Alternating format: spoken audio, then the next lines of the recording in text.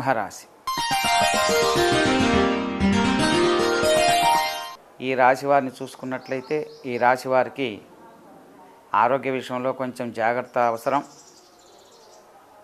ఎండ బిట్టు తగిలే అవకాశాలు గోచరిస్తూ ఉన్నాయి.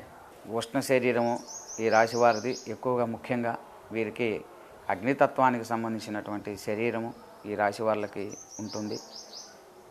కాబట్టి ఆరోగ్యం జాగ్రత్త వహించాలి. ఆహార నియమాల్లో భోజన సమయాలు నియమాలని తప్పనిసరిగా పాటించాలి. సమయానికి ఆహారాన్ని తీసుకోవాలి. సమయం దాటిన తర్వాత ఆహారాన్ని తీసుకోవటం వీరికి అంత మంచిది కాదు. దానివలన ఆరోగ్యం దెబ్బతినేటటువంటి, స్వల్పంగా అనారోగ్యం ఏర్పడేటువంటి అవకాశాలు ఉన్నాయి.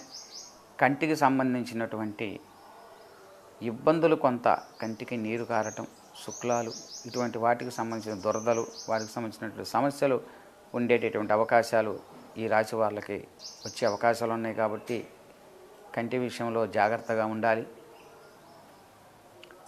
అట్లానే ఈ రాశి వాళ్ళకి ఈ వారంలో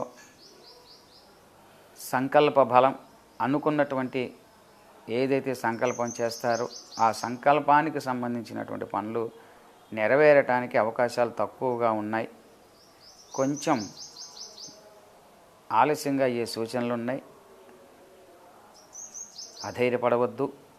ధైర్యంతో వీరు ముందుకు సాగుతూ భగవద్ ఆరాధన కనుక చేసినట్లయితే, శివాభిషేకాన్ని చేసుకుంటూ చక్కగా ఆంజనేయ స్వామికి హనుమాన్ చాలీసా రోజుకి 11 సార్లు చొప్పున ఈ వారం అంతా కూడా చక్కగా నిత్యము పారాయణం చేస్తూ, లేదా ఈ వారంలో ఏదో ఒక రోజైనా మంగళవారం కానీ శనివారం కానీ సుందరకాండ పారాయణాన్ని గావించినా సరే మంచి ఫలితాలు పొంది, ఆటంకాలు లేకుండా మంచి ఫలితాంశాలు వచ్చే అవకాశాలు ఉన్నాయి.